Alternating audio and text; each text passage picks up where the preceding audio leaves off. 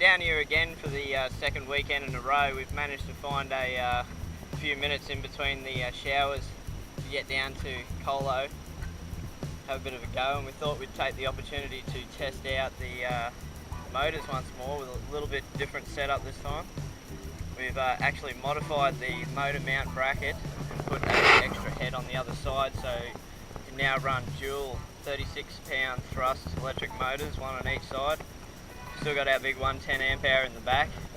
Obviously that's going to get chewed up twice as quick, but we do have a reserve battery in the front just in case. As you can see, stored up in there, we've got another battery ready to go if we do run out. As you can see, with the battery in the front, battery in the back, and a motor on either side, we are perfectly balanced. The Hunter is still sitting high, even though we've already got close to 90 kilos of gear alone sitting on there. So we'll jump on and see how we go. A matter of